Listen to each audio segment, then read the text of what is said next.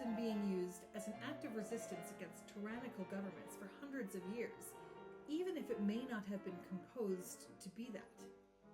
For example, in the 1850s, Giuseppe Verdi wrote the opera Nabucco, which takes place in ancient Israel. Well, ancient Babylon, but the main characters are the Israelites, who have been taken from their homeland, are now enslaved in Babylon. In this opera, we get one of the most famous opera choruses in all of history, Va Pensiero. And Va Pensiero is a hymn to freedom that is still considered the Italian national anthem, because while the Israelites were singing about their lost homeland, the Italian people, who hated being oppressed by the Emperor of Austria, saw themselves in the Israelites.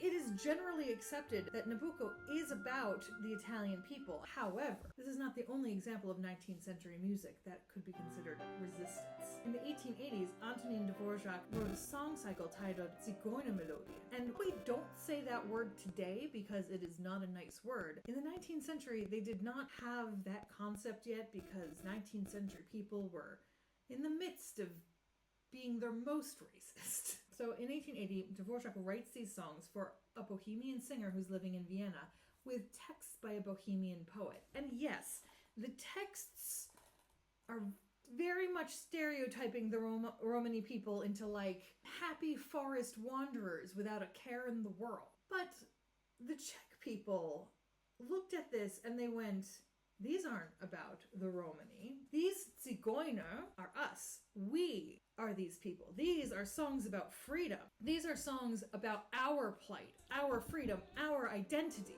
This is about us. And so even though Dvorak had originally had these songs printed in German for a German audience, once the people started saying, we want to sing these songs in Czech, Dvorak made sure that they were printed in Czech so that the people could sing these songs in their own language.